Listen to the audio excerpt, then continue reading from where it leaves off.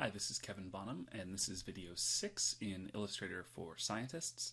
And here we're going to expand on the last video and learn a few more advanced options for creating figures, specifically trying to make figures for papers. So often you don't have just a single figure, you have multiple figures, and you need them to conform to particular specifications laid out by the journal. So in this tutorial we're going to talk about how to do that. And so this is the thing we had from the last video, and so we're going to make a new file first and call this figures, and we want this to be the size of a normal sheet of paper, so it's going to be 8.5 inches by 11 inches, and you see the orientation there is vertical. So here we have a new page, and we're just going to set a few layout properties first. And you want to do this based on specifications of whatever journal that you're submitting to. But in order to do this effectively, the first thing I'm going to do is to show the grid. And in order to do that, go to View, Show Grid. You can see it's Command apostrophe there. And here we have a grid, and right now the default is to be in inches, so there's a major grid line every inch, and it's subdivided into 8 for eighths of an inch. That's a little excessive for me, so I want to change this a little bit. We're going to say File, Illustrator Preferences. I think in Windows it's under File, but Illustrator Preferences, and then we want to go to Guides and Grid. And here you can see we have a grid line every inch, and there's 8 subdivisions. I'm going to do this as every inch, but I only want 4 subdivisions. So that's a little bit easier to work with. So every quarter of an inch we have a small grid line, and every inch we have a major grid line.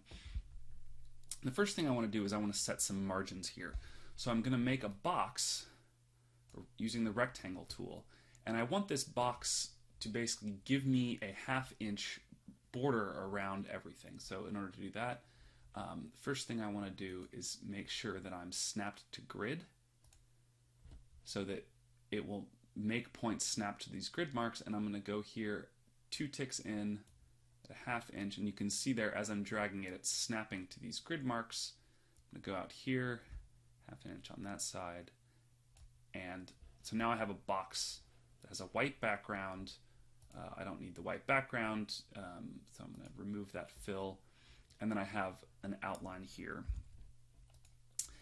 The next thing I want to do is I want to make a figure label. So I'm going to use the text tool to say figure 1. And most journals don't like the default text here, so I'm going to go to character. And for some reason Illustrator always defaults to Myriad Pro, but I'm going to use Arial there. And if your particular journal has specifications in terms of font type, you should of course follow those, but I'm just going to give this, let's maybe do a 20-point font or 25-point font. How's that? Okay, and then I want this to be aligned, so that's a 1/4 inch out and a 1/4 inch down. So this outer edge is the margin for printing, and then we have a little margin here. And this is going to be my default. Now I could add, if you want all of your figures to have the same lettering scheme, so A, B, C, D or whatever, and you want those to be aligned, you can do those as well. But for now, this is sort of the main page layout that I want. And I want to duplicate this for every figure that I have. So in order to do that, now I'm going to use Artboards, which we haven't talked about before. But this white piece here is an artboard, and you can see Artboard's layouts here. I'm going to name this artboard figure 1. And then I want to duplicate this artboard exactly. So I'm going to zoom out a little bit and select the Artboard tool, which is this guy here, or the keyboard shortcut Shift-O. And so now I can take this artboard and I can move it around. But what I want to do is, I want to duplicate this artboard now. So I'm going to hold down the Alt key, just like we did with objects, and click and drag. We can also copy paste if you prefer. Move over, and let's say this is going to be a 3-figure paper. So I'm going to make now 3 artboards, and I want to label them differently. So this is going to be figure 2, and this is going to be figure 3. And obviously I want to change the text here, figure 2 and figure 3. And what you might notice is that the alignment of the grid is a little bit off. So all of the grids are going to be locked to this original artboard. And if we want, we can drag this guy and move him around to make sure he's lined up exactly with the grid. But once we have this set up, I don't necessarily want to have this grid anymore, so I can remove the grids, Command apostrophe. I can also no longer snap to grid. And now I want everything that I do to be on top of these this box here and these text things. So I want to make a new layer, and I want to lock this lower layer. So to do that, I'm going to go over here to the Layers window, and you can see Layer 1 has all of the objects here, the text, the paths, which are the boxes, and I want to lock this layer, which I can do by clicking right here or saying Command 2 for lock. And now I'm going to make a new layer.